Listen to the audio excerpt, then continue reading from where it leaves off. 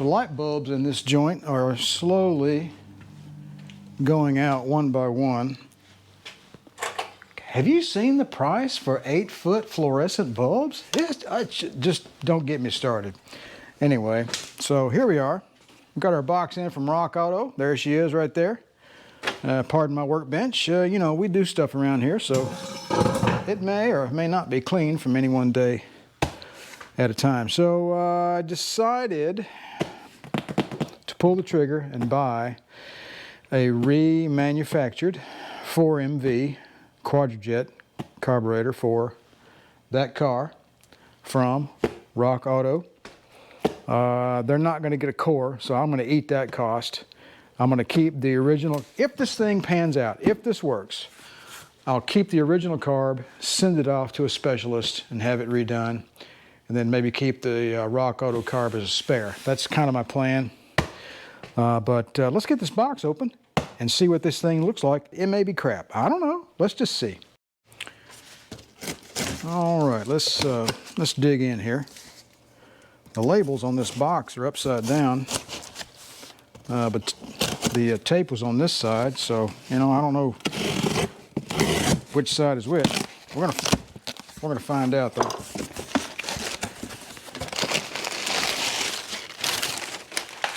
All right.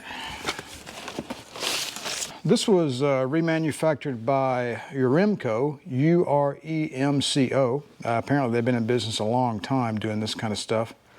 So let's just, oh, by the way, when I ordered this, I ordered it yesterday, which was Thursday, and today is Friday, and it got here lickety-split. Of course, you always get your Rock Auto refrigerator magnet. So there we are. Remanufactured carburetor, 100% flow tested. Well, let's see.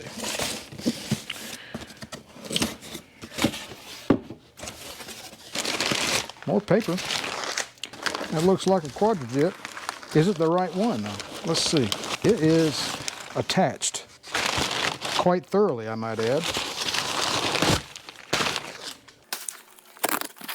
It's got this this thing in here that you pick up out of there like that.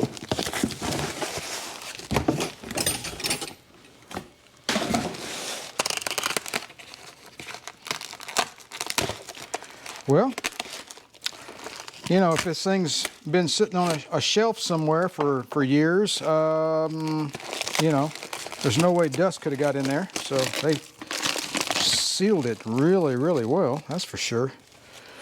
I didn't expect it to come with the proper doohickey. Let's see. That's interesting. How am I going to connect the throttle connection stuff that goes right there is not here, actually. So they sent me a 704-12-32. What's on the car is a 704-12-30. I don't know what, I'm sure it's probably minor jetting differences. And we have a base gasket that came with it. Let's take a look at this guy. I was really interested to see what they did to the to these well plugs here in the end. Those look different. They don't have epoxy on them. They have what appears to be plugs. That's interesting, because every other, you know, all the other manufacturers use some sort of an epoxy on those. I don't know, maybe they decided to do it differently. I don't know, we're going to find out though.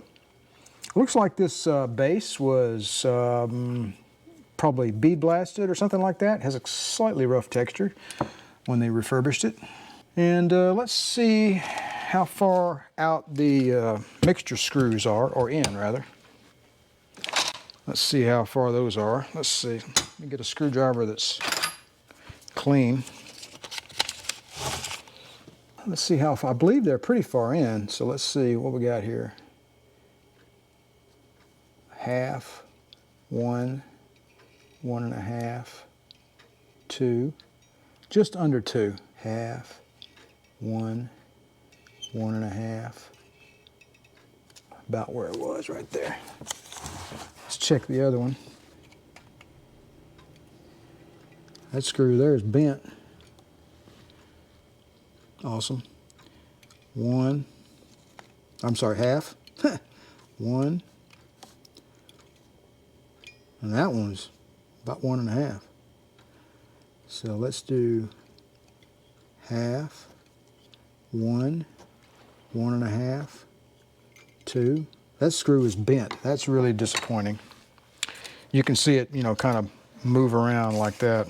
But it seems to turn okay. So this screw here, it seems to, this one pokes out a lot more than this one does. I'm talking about the idle mixture screws, so that's a bit worrying. So let's see if I do this all the way in. Let's see what it looks like. That's all the way in. It's not, doesn't seem to be malformed. All right, half, whole, 1.5, 2. Now if I look at this other one, I'm going to do this again. This is screwed all the way down. That one sticks out a lot further.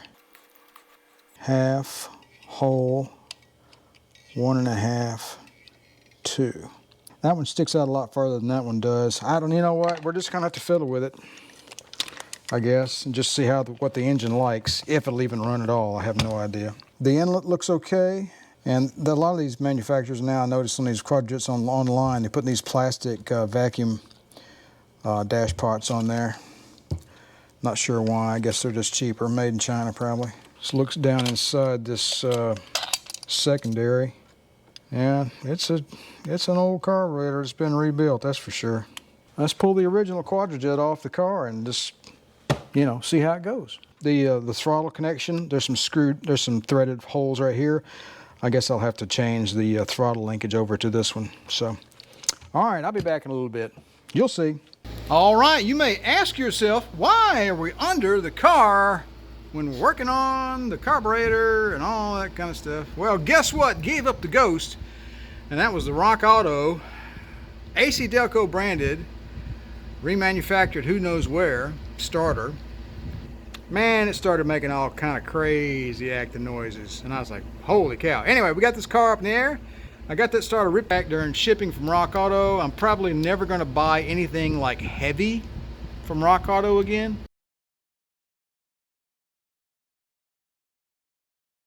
Because, anyway, you get my point, right?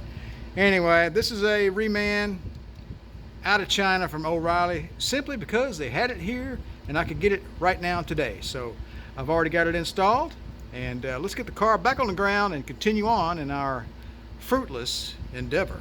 All right, this is where we're at, folks. It is now about a week later, and I had some trouble with that Quadrajet, as you started to see earlier in the video, where right off the bat, I noticed that the passenger side idle mixture screw was bent. Clearly you could see it in the video that it was bent. It seemed to function okay. And then I was about to go put the carburetor on the car. I noticed another problem with the carburetor, and I had to stop right then and there because clearly I couldn't put it on the car. It simply wouldn't function, and I knew it wouldn't right away because the passenger side vent tube, which is, if you look down through let me show you. So here's the carburetor here's my original Quadrajet, right? So you see this brass vent tube right there. It's right there next to the screw. And there's one over here as well. The one I'm looking at right now was actually missing. I opened an RMA at Rock Auto and sent the carburetor away, straight away. I mean, immediately after I finished recording that last bit of video, that carburetor was already boxed up and on its way back. That one came out of a warehouse in Georgia, and then Rock Auto shipped me another one. And it came out of California and took a few days to get here. Over the next few days, I tinkered around, and my regular job has been, well, things have been kicking in here lately, if you haven't noticed, and my video content has been a little light the past couple of months. And that's because I've been working, not on making videos, but at my regular job. I have a regular job, and well, it comes first. So the new remanufactured carburetor came in the mail on Tuesday. I took a look at it, and everything was there. And I said, okay, let's go ahead and put her on the car. And that's what we did. I have noticed one problem with this carburetor. The ported vacuum right here is not all the way ported, not really. At idle, there's a little vacuum coming out of this port right here. So at idle, if you're on a ported vacuum at idle, you're not supposed to get any vacuum advance to the distributor clearly, but we are. So it's not a lot, but it's enough to move the degrees up probably 3 or 4 degrees, something like that. So it's not weak by any means, but it's not as strong as it would normally be if it was full manifold vacuum. There is a vacuum port on the back here. There's one poking out the back right here. Not sure what that's about. Probably some sort of option for that year. The original carburetor does not have it. Another thought that comes to mind is this air horn on the original carburetor. If you compare it to the air horn on the Reman, they may have gotten this air horn from a later model and used it because they figured, well, you know, they're about the same and it'll work fine. That may be what's going on there. So clearly, purchasing a remanufactured Quadrajet is going to be hit or miss. You're going to get missing parts. Your functionality is going to be questionable. The ported vacuum signal is one example of that. And the fact that they have a different, apparently they have a different air horn with that additional vacuum port on the back, although it's plugged off. Keep in mind, this is a 4MV with a divorced choke, 4MV being the type of Quadrajet. They're old. They're 50 years old, or more. They're just old as dirt. It's a half a century, you know?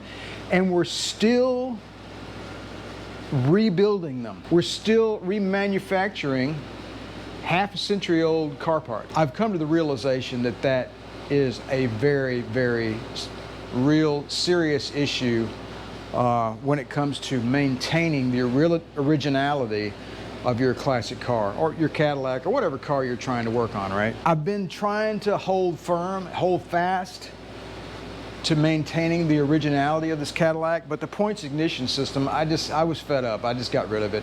And that's the reason why I went with the electronic stuff. So with the Quadrajet, I think the only way to really know that you have a 100% classic 4MV Quadrajet, or any other Quadrajet really, is to send it to a Quadrajet specialist. There's a handful around the country, and the wait times are horrendous because they're in high demand. I know of 2 off the top of my head. That's Cliff Ruggles and Quadrajet Power. There's a few others, and you guys, the viewers, you know who they are. Matter of fact, one of my viewers mentioned one out in California on a previous video, so thank you for that. If you know of a Quadrajet specialist who really knows what they're doing, go ahead and comment down below for the benefit of everyone here who is interested. Now, one of the things that has been sticking in my brain is the idle vent tubes on the inside.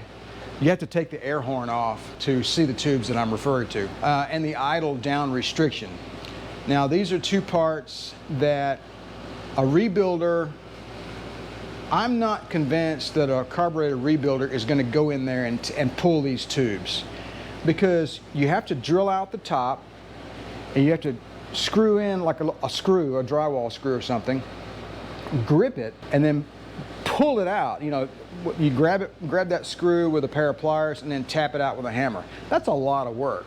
These carburetor rebuilders are not going to do that. That's my opinion. They may, but I don't think they're doing it. I think the only people that are going that far into these Quadrajets are these Quadrajet specialists like Ruggles and like Quadrajet Power. Those idle vent tubes are notorious for getting crud and gunk and buildup down in there. How many carburetor rebuilders are actually digging those out and cleaning that crud out of there, or blowing it out and getting it absolutely clean? I don't know. And it still remains a question in my mind. When I sent my original Quadrajet off to that rebuilder and I had them look at it twice, you know, they did it once and it leaked like a sieve, and then they'd sent it back and then it fixed the leaking problem, but it ran the same, didn't do anything.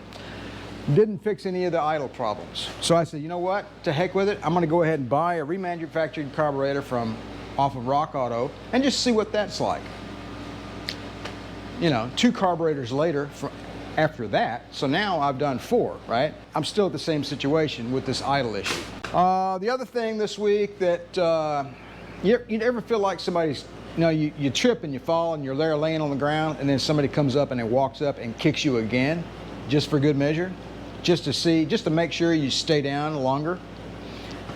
Well, that was my starter. So I bought a remanufactured starter online when I was doing all the undercarriage restoration work and driveline work on this car last year, especially as you recall, I replaced a flex plate. And while I was doing that, I went ahead and replaced the starter. The original starter is right there. That's the one that came on the car in 71. That's the water pump from 71.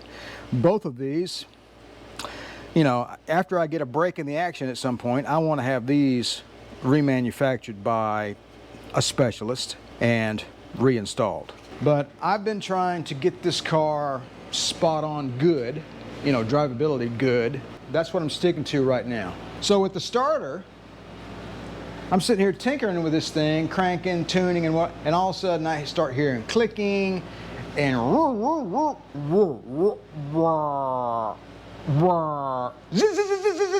you know, right? Starters don't do that. If your starter does that, that's bad. So I was like, okay, that clearly the starter has failed. And I put the car in the air, ripped out the old starter, took it down to O'Reilly, plopped it on the counter, and turned it in as a core. And the guy behind the counter said, well, there's your problem right there. And he looked at it, and he showed me. The housing all the way around the starter was cracked. And I didn't even notice it, right? I just pulled it off the car and took it up there. I didn't even look at it. I believe that starter, which I purchased online, was damaged in shipping, and it got worse and worse and worse, and then it cracked really bad, started to sag, and caused all my problems. So you get the point. Got the new starter on the car, and it's working well. We're back to square one. All this, we're back to square one. The next thing I want to do is get the air conditioner fixed on this car. Clearly this behemoth back here, I'm going to replace that for one of these more modern Sanden, S-A-N-D-E-N style compressor. It's about 3/4 as long, and it has the dual pulley setup. So I'm going to go with that. And you can get them from Four Seasons. They make them, and you can get the compressors with the ports, the refrigerant ports on the top, or you could get them poking out the back. So what I'm going to have to do is take some measurements and see what is the best for this car. I have seen another gentleman on the Face Page group, and he had a Sanden style, but he had the port sticking up, and it didn't look like it had a whole lot of room. And I thought to myself, you know what, there's got to be a better way to do that. And that may be, in fact, the correct route for me. I'm not sure, but the ones that poke out the back, they might be better. I don't know. I got to take some measurements, and we'll find out. Since I have to remove the air conditioning compressor anyway, I'm thinking I'm going to go ahead and pull the intake manifold back off. I'm going to take a look at my push rods. I'm going to take a look at all of my lifters. This is what I want to do. Whether or not it comes to fruition, we'll find out. But this is what I want to do. I want to take a look at each lifter to see if I see any signs of cam lobe wear. And then probably also while we're in there, go ahead and replace the valve seals. You know, they've been in there for 52 years. It can't be a bad idea to go ahead and swap them out, right? We may even put in slightly longer push rods, because I hear that's a thing. Every once in a while you'll hear just a little chatter in the top end of the valve train. And from what I've been reading, that may be slightly compressed lifters, and a little longer push rod has the potential to address that issue. So we're going to do some valve train work on this engine, and we're going to go ahead and upgrade our air conditioning system to R134. I know there's a lot of mixed feelings on R12 versus R134, but I like 134. I think it cools fine. If you were to take a ride in this old Mercedes with me, you would agree, trust me. But you have to convert an air conditioning system to 134 properly. You have to replace all of the rubber refrigerant lines. You cannot run the rubber refrigerant lines that came with an R12 system. It simply will not work. The 134 will leak out. The molecule is different. Okay, you just can't do it. There's valves and stuff you got to change out as well. You can go to, what is it, Original Parts Group. They have everything you need. And I may even think about possibly putting a pusher fan in front of the condenser. The compressor, basically, it didn't explode, but it blew a seal and leaked out all of its oil. And I was like, all right, it's time. Let's just modernize the air conditioning system. And I'm not going to put a stainless steel or a chrome, or it's going to, if I get a new compressor, it'll be black in color, so it'll look similar. It just won't be quite as long as this old Harrison unit, which I believe it's Harrison. All right, one other thing. Remember a moment ago what I told you about, you know, when you fall down and someone comes along and kicks you extra hard to make sure you stay down? Problem number 2 in this past week's troubleshooting: bad gas. Let me tell you what I've been doing. I have been running 87 octane pure gas, no ethanol, in this car. Along with that, I run a bottle of Lucas 104 octane boost. The car liked it a lot. Had no issues with it whatsoever. Ran, well, it ran fine. Considering all the factors in play, it ran fine. During the last week's troubleshooting and tinkering with that remanufactured piece of junk, carburetor that I was trying to use, I began to notice some pretty severe anomalies when you turn the car off, most notably dieseling. So when you turn the engine off, not only would it diesel a little bit, chugga chugga chugga, but as it was finally starting to turn off, there would be a plume of gasoline-like vapor spewing like a geyser, like a blowhole out of a whale, up through the carburetor. The most bizarre thing I've ever seen in my days. Some of you guys that are more of an expert on fuel management systems on classic cars may recognize it right away, but I did not. And I had no clue what was going on. I thought the carburetor was misadjusted. I thought the timing was off. I thought all these things. Bad gasoline did not come into my brain until later on. After I got it cranked up, and I ran it for a little while on that Reman carburetor, and I took it up to the gas station. I went ahead and just put 93 ethanol gasoline in there, and I put some Lucas in there just for good measure. Took it on a drive, ran it for about an hour. Brought it home, shut it off. Nothing. Shut off straight away. I did that 3 times. Boom, problem fixed. Clearly, it was bad gas.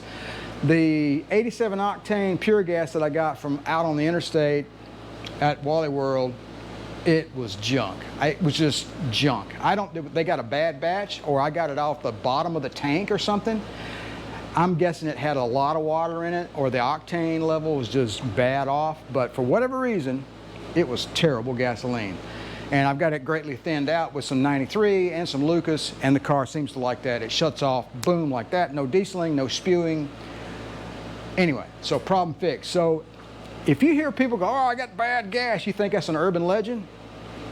I'm telling you, you need to watch out for it. If you got a classic car and you want to find some 87 octane gas that's pure gas, or 93 or 91 it's pure gas, you just ask around before you buy that gasoline at that station and see if anybody's had any issues with it. So just a little advice. Bad gas, not just from bad burritos. You can also get it at the gas station. Ignore this as best you can. Working on cars can be hazardous, so be careful. And don't shove your forehead into the sharp corner of the hinge on your Cadillac. I have one more unused Quadrajet spread bore base gasket. I fired it up, couldn't get it to idle. It was just a basket case. All right, see that? You see the tiny bit of gasket on the back that's not saturated with gasoline? Yeah. So the Reman carburetor did not come with any kind of epoxy on the well plugs at all. The carburetor was leaking out of the bottom like a sieve. It was just ridiculous. I gotta get this stupid thing out of here before I set the whole place on fire. We're gonna go back to square one. going to go back with the original guy. We're going to put it back on the car. At least I know it doesn't leak. That's just really frustrating. So the first one had missing parts. This one just doesn't even work right. I should have known better. They didn't even use epoxy on the bottom of the well plugs, right? On a Quadrajet, you have to do this. You have to. The well plugs simply are too old and they leak. It's shocking that it didn't come with that. I'm just really astounded by that. I'm gonna go ahead and get this original Quadrajet rebuilt twice. Back on the car. I'll be back shortly. All right, we're back to square one. The original carburetor is back on the car, and you may, in fact, notice a little bit of extra bling in the old analog shop today. Yes, we've gone digital. And you know what? I'm gonna have to admit, this new digital timing light I picked up from Hobo Freight, made by Zurich, whoever that is, it's pretty good, man. The dial back function with the buttons is just really simple to use, and I got the timing, I got the base timing set at 12 degrees, and you can dial back that to the 12-degree mark, and then when you put your light on it, you know, it goes back to the 0 mark on your crank. I've got the idle set to 800-ish. Now when I set the timing, I dialed it back to 600 RPM and set it at 12. The original carburetor that's on here does not have any vacuum on the ported signal to the distributor at idle.